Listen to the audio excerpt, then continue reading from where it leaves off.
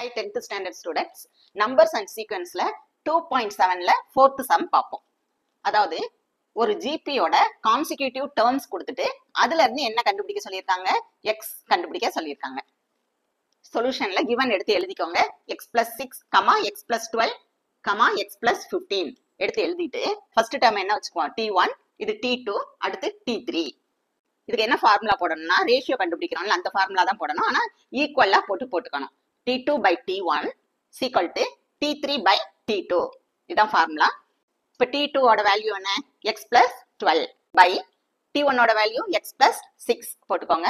is equal to T3 ஓட value என்ன? X plus 15 by T2 value என்ன? X plus 12. அடுத்து என்ன பண்ணணும்?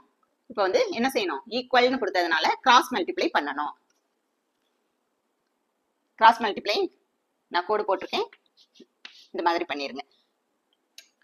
x plus 12 bracket குள்ள போட்டுக்கோங்க into x plus 12 is equal to x plus 15 into x plus 6 எல்லாமே bracket குள்ள போட்டுக்கோங்க. இப்போ என்ன செய்யணும்னா இதுல தான் நிறைய மிஸ்டேக் பண்றீங்க. இந்த x வச்சு இந்த ரெண்டையும் மல்டிப்ளை பண்ணணும். அதே மாதிரி 12 வச்சு இந்த டேர்ம்ல உள்ள ரெண்டையும் மல்டிப்ளை பண்ணணும். இந்த x வச்சு x பண்ணா என்ன கிடைக்கும்? x into x, x squared. இப்போ x வச்சு இந்த 12ஐயும் மல்டிப்ளை பண்ணுங்க. 12 into x, 12x plus போட்டுக்கோங்க. அடுத்து plus இந்த 12 வச்சு இந்த x, 12ஐயும் xஐயும் பண்ணா 12x plus 12ஐயும் பண்ணா என்ன கிடைக்கும்? 144 equal to அதே மாதிரி தான். இந்த x வச்சு இந்த xஐயும் மல்டிப்ளை பண்ணணும், 6ஐயும் பண்ணணும். இப்போ x into x, x squared. x into 6, 6x plus போட்டுக்கோங்க. அடுத்து plus 15 வச்சு இந்த x மல்டிப்ளை பண்ணா என்ன வரும்? 15x plus 15 வச்சு இந்த 6ஐயும் பண்ணணும். 15 into 6, 15 into 6 என்ன வரும்? 90. அடுத்த ஸ்டெப்ல x squared plus இங்கேயும் 12x, 12x. அப்ப இதை ஆட் பண்ணிக்கலாம். 12x plus 12x, 24x plus 144 அப்படியே வச்சுக்கோங்க. அதே மாதிரி இந்த சைடையும் x ஸ்கொயர்ட் அப்படியே வச்சுட்டு இந்த x இருக்கிற நம்பரை தான் ஆட் பண்ணணும். இப்போ 6x இதுலயும் x இருக்கு 15 அப்ப இத ரெண்டையும் தான் ஆட் பண்ணணும். 6x plus 15x 21x இந்த 90 அப்படியே வச்சுக்கோங்க. x ஸ்கொயர் இந்த சைடும் இருக்கு இந்த சைடும் இருக்கு. அப்ப இத வந்து என்ன செய்யணும்? கேன்சல் பண்ணிருங்க.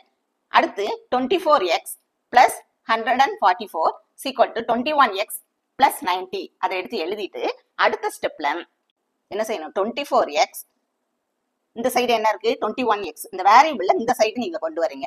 24x minus 21x அதாவது x இருக்க நம்பரை இந்த சைடு கொண்டு வந்துருங்க. equal to கான்ஸ்டன்ட் அதாவது நம்பர்ஸ் இந்த சைடு கொண்டு போங்க. இந்த சைடு என்ன இருக்கு? 90 இருக்கு. அதை ஃபர்ஸ்ட் போட்டுக்கோங்க. 144 வந்து இந்த சைடு வரும்போது எதா வரும்? பிளஸ் 144 மைனஸ் 144 வரும். இந்த 24 xல இருந்து 21x என்ன செய்யறீங்க? மைனஸ் பண்றீங்க. மைனஸ் பண்ணா 24ல 21 போக என்ன இருக்கும்? 3. இப்ப 3x equal to இப்ப பாத்தீங்கன்னா 90 minus 144 இதுதான் பெரிய நம்பர். இப்போ ஒன்னு பிளஸ் மைனஸ்ல இருந்தா என்ன சொல்லியிருக்கேன்?